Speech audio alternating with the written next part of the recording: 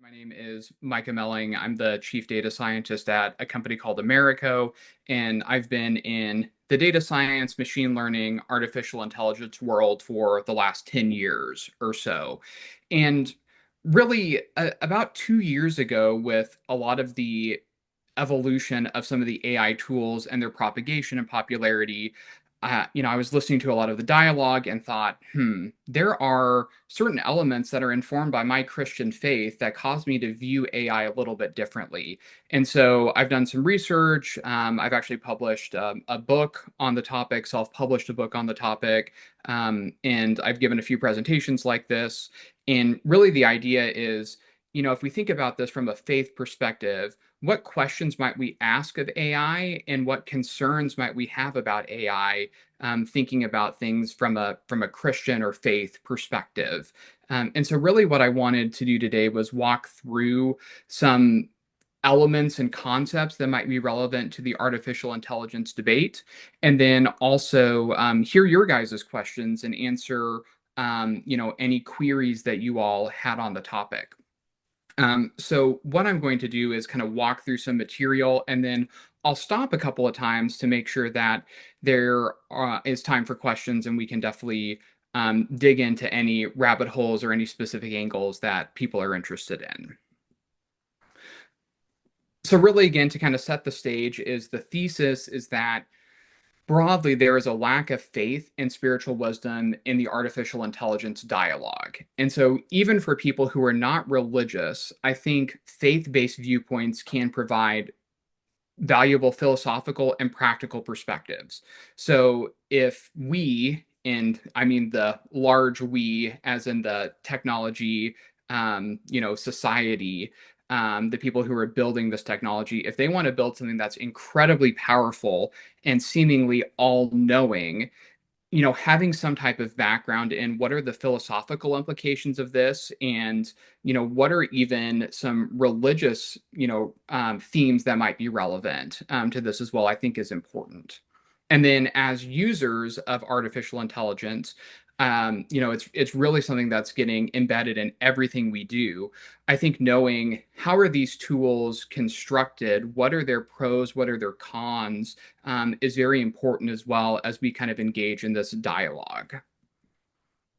So again, what do I want to try to accomplish? We're going to try to understand the landscape of AI at a high level and how faith might inform our viewpoints. And if you're interested in technology, I found that Ecclesiastes is just an amazing book to read through. There are just so many really good reminders in this part of scripture. And I'm just going to read kind of the first part of this passage, which I found particularly relevant. Ecclesiastes 3:9-14. What do workers gain from their toil? I have seen the burden God has laid on the human race. He has made everything beautiful in its time. He has also set eternity in the human heart, yet no one can fathom what God has done from beginning to end. And the rest of the passage is very powerful as well, but those first three verses really struck me when it comes to artificial intelligence. We have eternity in our heart. And so I think a lot of the technology that we build and what we strive to do with that technology is because of that burning that God has put in our heart, that we know that things aren't right with this world. But as flawed humans, sometimes we try to take that into our own hands and solve it in ourselves.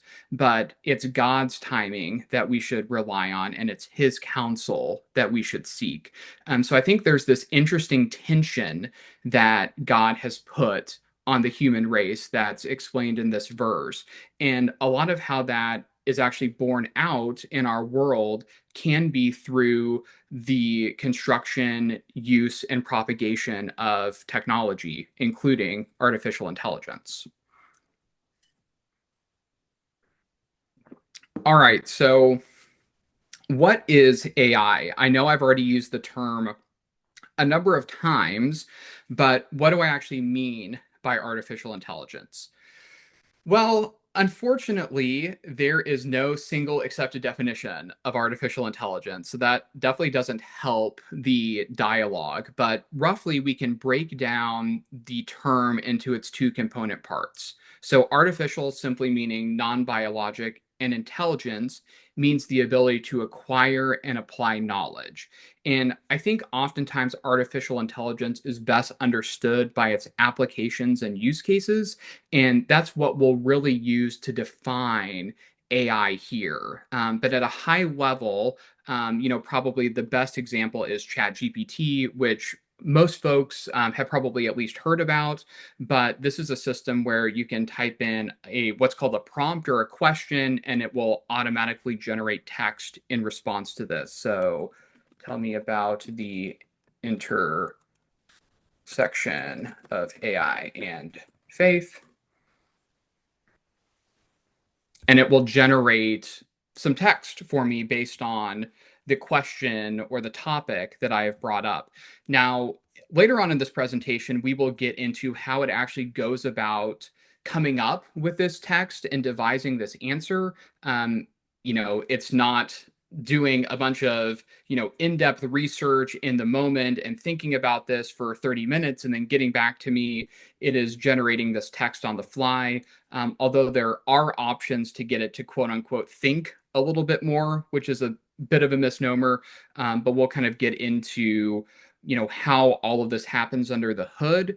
But once again, AI is a little bit of an elusive term, so I wanted to give a concrete example of this is what an artificial intelligence system can look like. So, really, how does this work under the hood, as I alluded to? AI learns in a lot of ways like humans learn by observing data. So, kind of a classic example is, hey, AI model, we want you to learn to identify cats in a picture. We're going to give you a bunches of pictures of cats and a bunches of pictures of other things. And then we're going to give you a label that says, hey, this is a picture of a cat and this is not a picture of a cat. Now, somehow use all the pixels in that image to figure out which images have cats and which don't have cats. These models are not expressly told what rules to learn.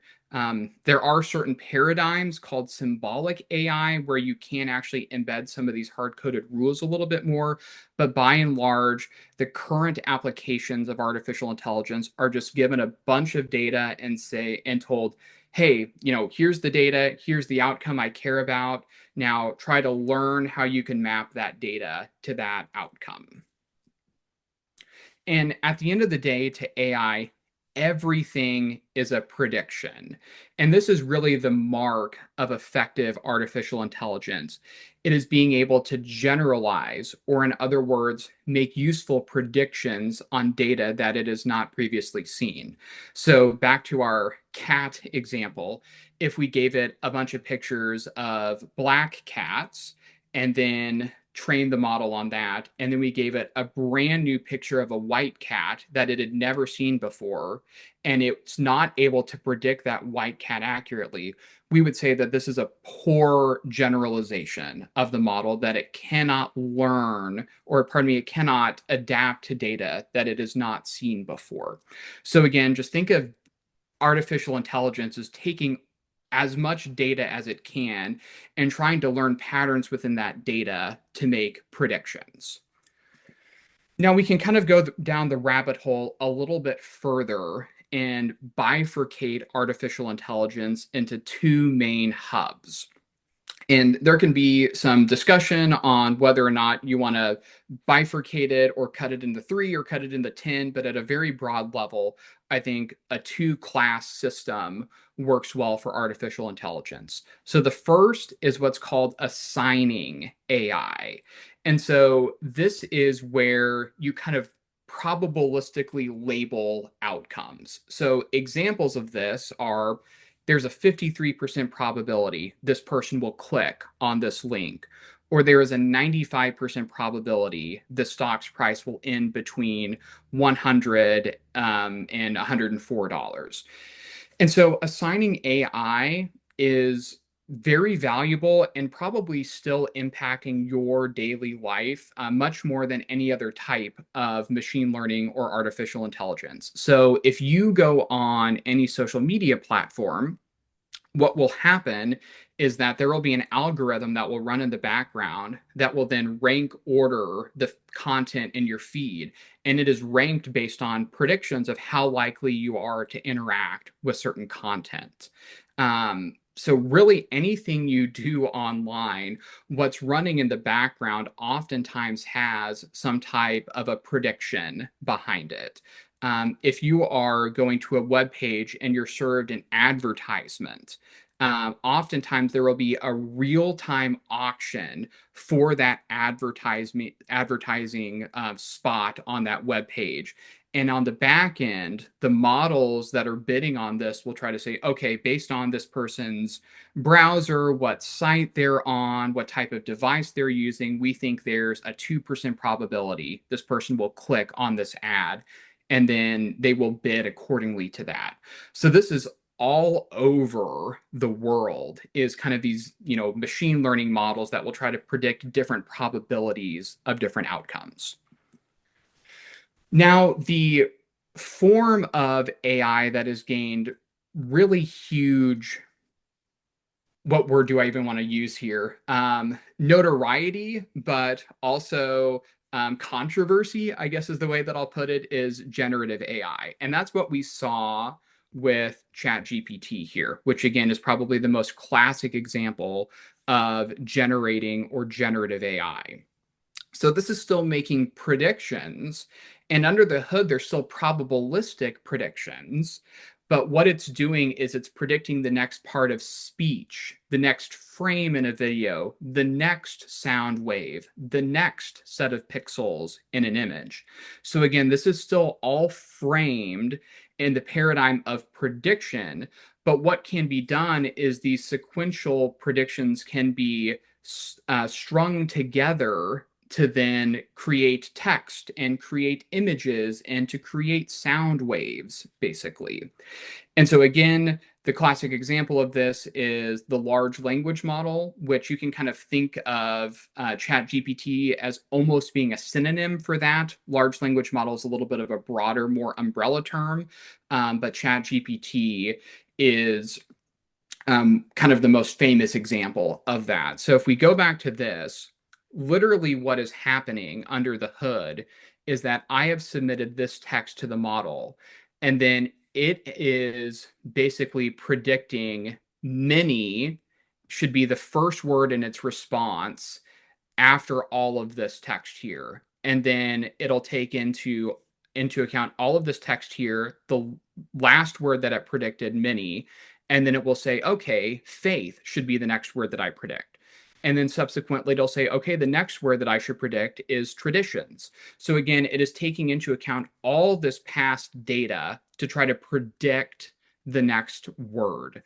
And technically, it's even a little bit more complicated with that, because it also has to predict spaces. It has to predict when to put in a semicolon. It has to predict when to do a bullet point and all that type of stuff. So it's not just predicting words, it's also predicting holistic parts of language under the hood. And so this really brings up a very interesting question of how are these companies able to generate all of this type of text and data? And so there are kind of two stages to building these large language models that have vast applications for chatbots, for actually automating certain types of work that we will talk about later. But more or less, what happened was these companies took all available data on the internet, which is a massive, massive amount of data. And they basically said, okay, I'm going to give you all of this data, and what I want you to do is learn to predict the next word using all of this data. So, for example, if it had seen Mary had a little blank, then if it had 10 examples of lamb as the next word, so Mary had a little lamb, it would basically say, okay, the highest probability thing for me to predict after seeing Mary had a little is lamb. And then it will encode that within its memory and use that whenever somebody is interacting with it. Now, the internet's a pretty nasty place with a lot of bad text on there, with a lot of, frankly, mean and hateful things on there as well. So, what these companies have also done is they've applied something called post training, which is where basically people go into these systems and say, hey, I want you to speak in a nicer tone. Hey, I want you to say please and thank you. Hey, I don't want you to talk about X topic. So, for example, bioweapons. These systems will not talk about these by default because even though they've seen it on the internet, this kind of fine tuning of the behavior that kind of civilizes these models is basically telling them to, hey, there are certain things that are off topic that we don't want you to talk about. So, again, at a high level, think about artificial intelligence as there are models that will assign probabilities to different outcomes. And then there are models that will, under the hood, again, still kind of assign probabilities, but they will chain those predictions together to generate output like images and text and video and sound. So there have been a lot of cultural milestones in artificial intelligence. There was a chess playing engine that could only do chess in 1996 that beat the world champion at the time. There was a system that could play Watson. Some of you are familiar with Siri. Facebook released its algorithm in 2011. And then recently we've seen, of course, ChatGPT for text generation, and kind of the most famous image generator is called DALL-E, and that was also released by OpenAI, who has released ChatGPT. So really kind of the item to take away from here is that some of these early systems could just do one thing. If you asked Deep Blue about the intersection of AI and faith, it could not even parse that question. It would have no idea how to handle that. However, ChatGPT, you can ask it anything and it will be able to respond to it. It may not always be able to respond well or in an informed way, but it is more general purpose. So over time, we have made these tools more generalizable. So ChatGPT can play chess. It cannot play chess as well as something that is trained specifically to do that task, but you can kind of there are image generation capabilities in here, so you can actually have it create a chessboard for you, and you can type out, this is where I move white, and then it will respond, this is where I move black. So these tools have gotten more generalizable and general purpose over time, and that's kind of the main thing to keep in mind here. All right, so some more examples of where we are at now. And some of these are really awesome and worthwhile use cases. So tumor detection, a lot of artificial intelligence is being used alongside doctors to help more quickly identify tumors. Weather forecasting. So computer simulations have been used for a long time to actually predict the weather. There have been some advances in algorithms that can then give more accurate, longer range forecasts. And this will have the implication of being able to detect severe weather potentially more quickly. Protein folding, this is a big one and one that I'm not going to get into. That's actually one that I would recommend you look into on your own time. This has major implications for drug discovery. So more or less, given a protein, there's a model that can predict its amino acid 3D structure. And this is actually one of the biggest things that has happened in our world in the last 10 years. There can also be some things that are a little bit suspect. So AI-informed weapons. This is kind of a scary concept, especially when it comes to who has responsibility for certain actions that are taken in war. And this is not theoretical. This is something that is happening today. So the conflict in Ukraine, the conflict in Gaza, AI-informed weapons are being used in certain cases in those conflicts. There are also smart glasses that can, if I had smart glasses on right now, I could potentially be in an augmented reality situation where I would look around me and it would look like I was on a beach. You can imagine there are some good use cases for that, such as accessibility, but also potential bad use cases for that as well. Um, when it comes to accessibility, um, there's a friend of mine who has been blind for a long time, and he has the Meta smart glasses, and he's able to pick up a bill, and that's able to then read the bill for him, using image recognition and then speech, and then text to speech. Let me say that the right way. So, in some of these cases, there can be kind of this duality to these tools where there is a good side and there is not a good side to them as well.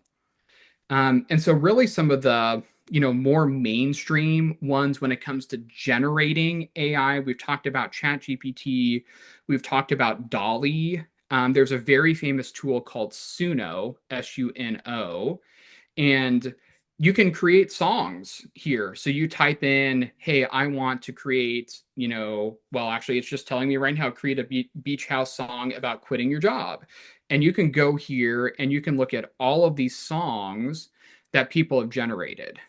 Generally, these kind of have some type of a signature about them to where you can say, okay, this is AI generated. But there's been a couple that I've heard where I couldn't distinguish it from something that I would hear on the radio. There's been a lot on video generation as well. Right now, these tools are still pretty limited. Oh, I guess it changed it. So previously, I was able to just get in here, but now it has done some verification, which is good. Another really popular one is called Google VO. And so, kind of these examples that you'll see here as I scroll, this is all AI generated. So, what a person did was basically just type in this here, and then they're able to generate the video from that. Again, oftentimes these have this artificial quality to them, but these tools are getting better. And you can see that there could be, you know, implications on people's careers and jobs with this type of technology.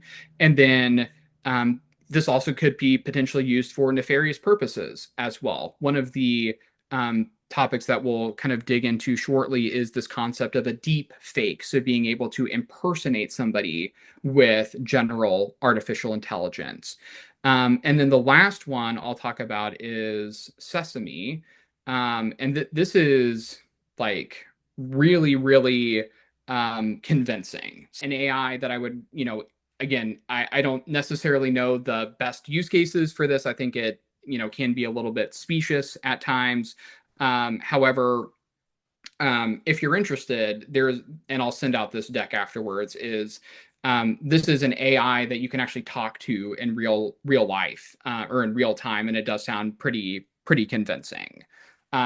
So apologies, I guess whenever I tried to kick off that demo, it kicked me off Zoom or something along those lines. All right, so kind of back to examples of AI.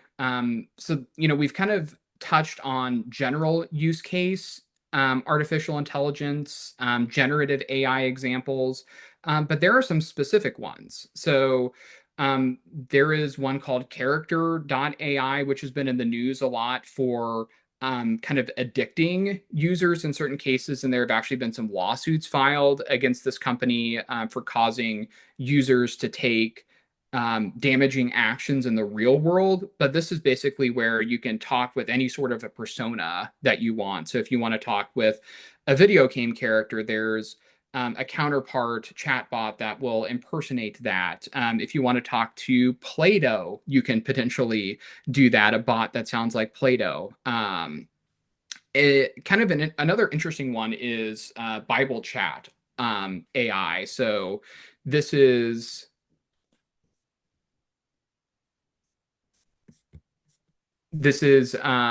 one that is tied to the Bible, and we can actually interact with it here. So it'll give some like kind of default questions, and this will cross-reference the Bible, and it will cross-reference different articles written about the Bible and produce an answer specific to the Christian faith.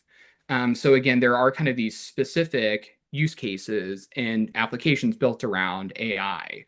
There are some creepy ones too, in my opinion. There's one called Seance AI.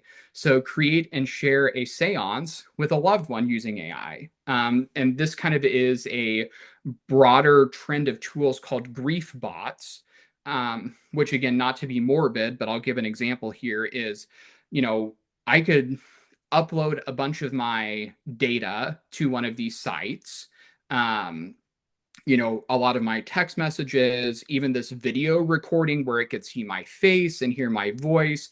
And then there could be tools that would then be able to replicate me after I die. And so my loved ones could interact with that. Now you can kind of think about some of the moral implications of that, and that bot might say things that I would never say. And that really is just kind of a digital phantom of me. But nonetheless, the advances in these tools have allowed us to be able to come up with these types of use cases, and people are leveraging them for certain things. Um, kind of some other examples are, kind of using this grief bot concept to where likenesses can be generated using these tools. Deceased people have addressed their killers in court. Therapy can now be delivered by chatbots. There's huge asterisks around that. There have been a couple of peer-reviewed papers on this, which I think are pretty narrow in scope and have some bias in them, but nonetheless, this is a field that's getting pushed forward. There are apps that can write prayers on demand as well.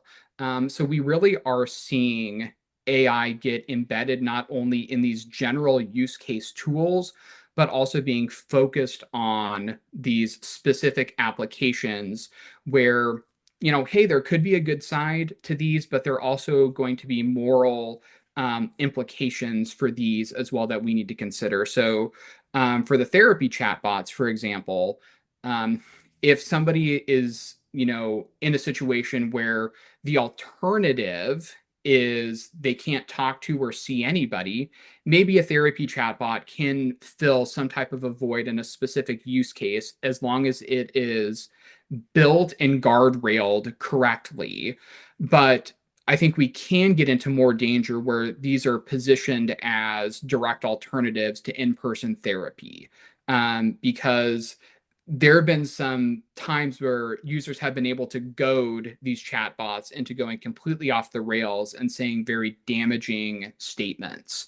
And so right now, this is not being presented as a parallel to in-person therapy, but it's something that we need to be aware of, as people who care about this topic, is that we need to make sure that, these tools are used appropriately and that there's discussion around what might be the appropriate use cases for a therapy chatbot. The last kind of use case that I'll talk about is deep fakes. And so this is where you can create hyper realistic recreations of someone's voice and likeness. And this has actually been something that has been possible for the last 5 or 6 years.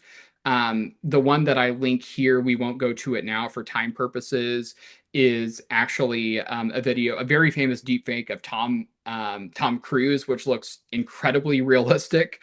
And there can be some like tricky things done under the hood for this. So one of the reasons this looks really good is because the actor in the video does kind of naturally resemble Tom Cruise. And so the AI put on top of that had a little bit of an easier time doing these recreations. And so there have been use cases in the real world where people have gotten duped based on these videos or fake phone calls into actually giving up money and getting scammed. So these are certain things that we need to definitely keep in mind. And so I'm going to skip ahead just a little bit here for time purposes. So again, whenever we kind of think about technology in general, um, you know, when a technology is first released, oftentimes there are pretty ambiguous use cases. We don't know how these are going to play out. And then there are other cases where we can expressly say, hey, this is probably not a good use case, or conversely, this is a good use case. And then as the generations go on of this technology innovation, what is ambiguous goes down, but that void is filled by good use cases and bad use cases as well. So when it comes to generating AI or generative AI, a lot of the tools that we've been focusing on, really we're kind of in this first generation of use cases where there are some things where, hey, this can expressly be good. Some of this stuff can be used really to help companies in specific use cases operate more efficiently. This can help doctors potentially operate more efficiently and have less paperwork. But there are some bad use cases as well, such as being able to generate scams much more easily, or addict people to chatbots and things like that. And then there's a lot of ambiguous use cases as well, where we don't know how this will play out, and we kind of just need to hold that liminal state here while things play out. But I think this is also our opportunity to contribute to the dialogue to help try to steer and influence as much as we can these use cases to be for the good and to be focused on the right things. And so I'm going to skip over a little bit here because we are running a little bit low on time. So really, these tools can be, you know, pretty interesting and pretty entertaining, and again, have valid use cases in, certain applications. And I at my job, I have built some very focused, narrow applications with generative AI that have positively impacted the company that I've worked for. And so really it's about being thoughtful at the end of the day. But as I alluded to at the start of this, so again, kind of trying to make this a little bit more full circle, is, when we're thinking about these tools that can be so powerful and replicate humans in a lot of ways, that kind of gets me thinking about my faith and, bringing up some considerations with how should I view some of these technologies personally as a Christian. And so, one of my favorite verses is Isaiah 64:6. Yet you, Lord, are our Father. We are the clay, you are the potter. We are the work of your hand. And so, really, what a lot of companies are trying to do with artificial intelligence is recreate the human. And in some ways, I think that has the byproduct of reducing the human to a box that we just need to figure out how all the pieces go together, and that we will be able to replicate this box and even improve upon that and make an even better human. However, this verse reminds me that the human is special, and that God has crafted us and cares about us, and that even though we have figured out a lot about our biology and how our systems work, there is so much that we don't understand about you and I. And some of it, we can even talk about what we don't understand. We don't understand how the human brain is mapped exactly. The human brain has 100 trillion neural connections in it. Somehow within our body consciousness rises, and we don't know exactly why we're conscious or how we're conscious. And so going back to a previous slide that I slipped over, there are all these theories of consciousness. These are just three different ones, and there is no consensus definition on what makes us conscious and what gives rise to consciousness.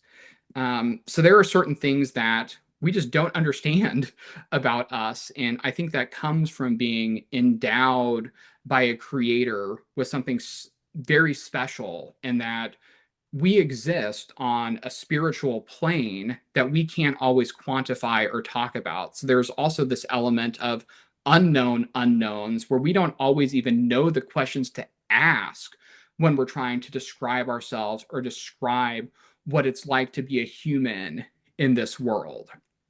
And so there's a really apt quote by C.S. Lewis in a book called Abolition of Men, which was published, I think, in the late 40s and is still incredibly relevant to this day.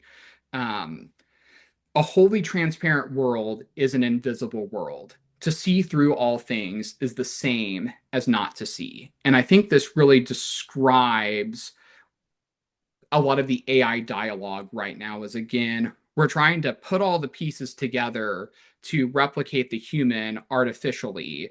And we think that it's this nice puzzle and we just need a little bit more time and the right strategy to move all the pieces around. However, with that framework, framing it as a problem that we can fully solve, and that there isn't something greater, there isn't something more that's going on, that there isn't a higher power that is interacting with the world and sustaining the world. I think that actually is the wrong framing of the problem. So in certain ways, we're actually moving further away from the solution of solving artificial intelligence. I know that's a little bit of an abstract concept, but something that I'm trying to grapple with as well. And so really that's kind of where things with me go with the intersection of faith and AI, is that, you know, there is a higher power that we need to recognize. And again, regardless of your faith background, I think that's kind of perhaps the central thread of religion, is that I am not all there is, that there is something greater than me. And that should play into anything and everything in my life. All right, so I'm going to go on for just another about 5 minutes or so on this. I know I've been talking for a pretty extended period of time at this point. And then I want to leave plenty of time for any questions, comments, and to hear from you guys at the end of this as well. And before I go into this last little piece, I want to thank you all for your patience with some of the technical glitches. I really appreciate the good nature on all of that. So very lastly, I want to talk about where might we be going. And the main point here is that there is a very wide range of possibilities. And this topic here could be a lecture of several hours. And so what I'm going to do is just very quickly touch on the poles of where we might be going, from utopia to dystopia. Now, in my opinion, we're going to end somewhere around the status quo. That's my viewpoint. But there is a lot of talk about AI might be able to completely eliminate scarcity, and then we can just live on a beach and do whatever we want. And then there's the other end of the spectrum where you hear discussion around AI is going to be uncontainable, and it's going to cause mass harm and even potentially eliminate humans. And so this either end of the spectrum kind of rests on the idea that we can come up with super intelligence or artificial general intelligence. Again, this is a term with no clear and accepted definition, but we can better define it based on capabilities. So this would be some system that could solve unsolved math problems, could unify gravity and quantum theory, could invent forms of very cheap renewable energy, could vastly increase agricultural yields. So again, when we're talking about artificial general intelligence, these are the types of things that we would think this would be capable of. And spoiler alert, we are absolutely nowhere even near this today. There are people who kind of say that we are, but a lot of the systems that we currently have with AI can only interpolate existing knowledge. They cannot really create net new knowledge and make new scientific discoveries. And then we also we live in a world that's governed by physics. Some of these things may not be able to be solved based on the physical limitations of our world. But again, either end of this spectrum rests on the idea that we can get to super intelligence or artificial general intelligence. And so, really, kind of the utopian ideal rests on the idea of humanism, that you and I, as humans, you know, can make this world a better place, and that we are the agents of change, and that we reject any sort of higher power and higher authority, and that humans are the instrument by which we can make the world better. Now, that is not, I think, entirely wrong, right? But from my perspective as a Christian, it is humans plus God is the equation. It's not the human on its own. And really, I do think humanism gets an important point right, where there is something that's not right with this world. It's not what it should be. And there is kind of this everlasting longing in our hearts on why we develop and create technology and pursue it. So that's kind of, I think, the underlying philosophical component for the utopian humanism ideal. And really, the question is this doable, right? Can we actually get to artificial general intelligence? We've kind of mentioned this a little bit in the past. Can we recreate the human? Can we go beyond the human? That's a question that I can't really answer. I think that's beyond me. I can definitely wax poetic about it, but another point that I wanted to bring up is that our earthly lives are only a part of the story, that God's perspective and the universe is beyond our comprehension. So we can go to Isaiah 55 for this. For my thoughts are not your thoughts, neither are your ways my ways. As the heavens are higher than the earth, so are my ways higher than your ways, and my thoughts than your thoughts. And so I think we need to be careful whenever we think about we are for sure going to get to artificial general intelligence. I think that sports a hubris that can potentially be dangerous. And kind of where I've landed is humans were seemingly designed to live in a world with a mix of order and mystery. We need order to function, and we need mystery to keep seeking the truth. So if you even just kind of look at the very practical example of quantum mechanics, it is very mind-blowing how some of that works. And we are just at the very beginning of understanding that. And to be able to really kind of come up with some of the inventions that AGI, or artificial general intelligence, would need to qualify for that title, we need to probably understand a little bit better on that. All right, I've got one more minute here before I want to wrap up. The last thing that I will mention is kind of this idea of dystopia. We don't have much time to dig into it, but really kind of the thesis of that is that more intelligent species or powerful groups will always eliminate or subjugate all other beings. So that's the theory on where dystopia comes from an AI perspective. And it's really focused on intelligence. However, again, from a Christian perspective, it's about sin, in my perspective, that a lot of the ills in this world are not necessarily caused because people are intelligent and capable. It's because they're sinful and fallen and conflicted. So kind of the quote that proves AI will simply follow history. This is kind of underpinned in a lot of the dialogue, is all evils are caused by insufficient knowledge. But again, I think from a Christian and even broader religious perspective, it's sin that's the risk. It's not intelligence. It's that we live in a fallen, conflicted, complicated world. That's not how it should be. And that really kind of tethers and influences everything. So I'm going to pause there for questions and comments and anything else anybody wants to talk about. I know that was a ton of material in a short amount of time. And I do see some in the All right, so there is a question here in the chat that I'll get to. Can you explain why AI consumes so much energy? So yes, that's a great question. I was actually hoping to touch on that, but didn't quite have the time. And so there are two reasons for this.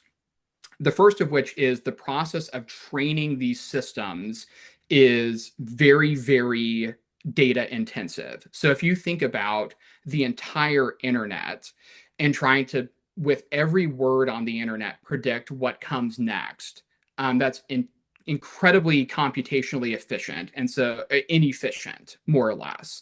And so it uses so much energy because on the training side, because we're just throwing so much data at it, it actually takes weeks of these supercomputers running to train these models. So it is just requiring a huge amount of air conditioning to cool these server racks to be able to do that. Now, when you and I interact with a large language model system or a Gen AI system, the reason that like can be energy intensive is because the algorithms are inefficient, basically. And so um, you know, the way that these are trying to generate the next word or the next frame is not done under the hood in an efficient way. And everybody really knows this. And so it's kind of thought that to get to a higher level of sophistication, there needs to be an algorithmic breakthrough. And so, what's a specific example of this? If you were to give a 4-year-old a picture of a giraffe, and then one picture of a giraffe, and then a week later show them a new picture of a giraffe. Based on that one example, they would probably be able to say that's a giraffe. Or maybe you have to give a couple, but the human mind is very efficient at learning things like that. To get an artificial intelligence model to be able to identify, say, a giraffe, it needs thousands, if not hundreds of thousands, if not even over 1 million observations of pictures of giraffes to be able to do that. So there's a lot of reasons for the energy issues, but it kind of comes down to that these are data hungry and the underlying algorithm is not very efficient, not anywhere near as efficient as a human being is at learning and then predicting. So Um, kind of a all right, follow another on. one. Oh, Oh, go ahead.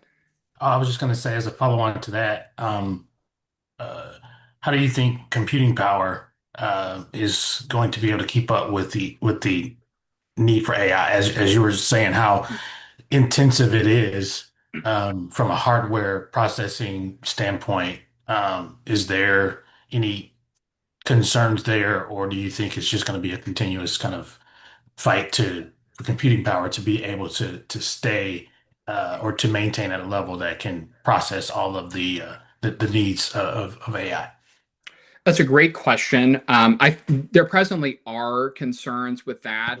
So data centers have expanded greatly in the United States and across the world.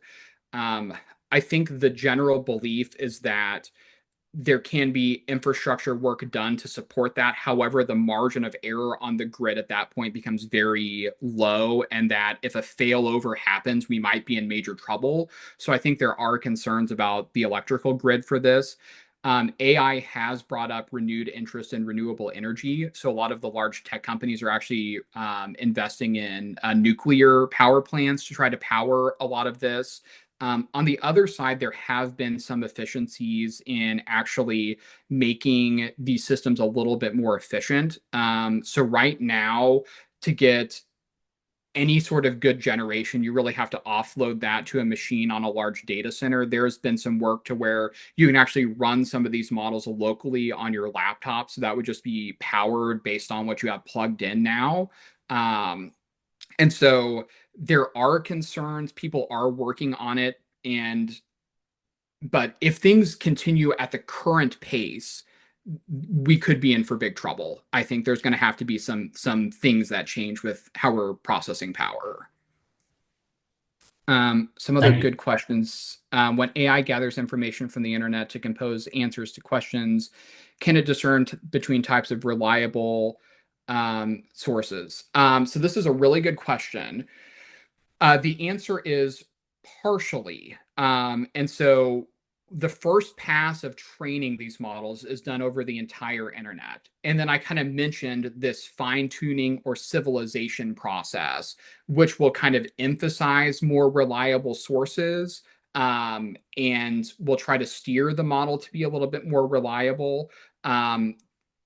And then there's another part of this where you can actually kind of ground the model in ground truth data. So I think I see that, we kind of talked about BibleChat.ai. So some of what that's doing is if you ask a question about, what is the meaning of baptism, it is actually going out and like trying to find by the creators of the app like pre-approved pieces of text that can help it inform that answer. So part one of that answer is yes, there can be ways to steer the model towards reliable sources. However, the model has no concept of reasoning or thinking or knowing whether it's right or not.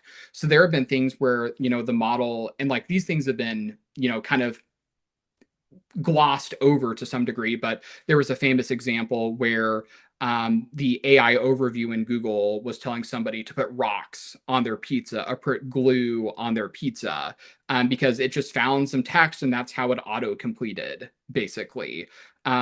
So reliability is a big issue with these, and there has to be specific engineering work done to try to steer it to acceptable, reliable sources of data to reference while it tries to generate an answer.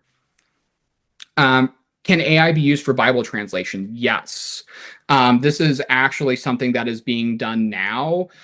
I cannot remember the name of the project off the top of my head, but there is work that is being done on this, which I think is a great use case. Like, there can be a lot of really valuable ways to accelerate this. But at the same time, I think sometimes we can get a little bit too excited about some of these use cases and then forget some of the downsides. So with Bible translation, cultural context is really important. And there are certain concepts in certain cultures that you have to make sure you're translating for, or certain concepts that just won't translate. And AI really has no concept of doing this. So it still comes down to the human being responsible on how the tool is being used and making sure the tool is being funneled to the appropriate right use case, and that some of the weaknesses of AI are addressed. All right, some other ones have come. Do you use AI to assist you in choosing the scripture references for you used in your presentation today? No, I did not. I did this all 100% on my own. I did not use AI at all to help generate this presentation. Again, it can be used. So I do use it in certain use cases. I try to be very cognizant of it, because I am aware of the environmental footprint that this has. So I want to be aware of when I use it. And then the other things are I want to be aware of like cognitive offloading. I don't just want to like not think and rely on AI. But there are certain use cases where it can be very focused and very good. And I do try to, use it when it makes sense, when it is the right tool to actually solve a problem.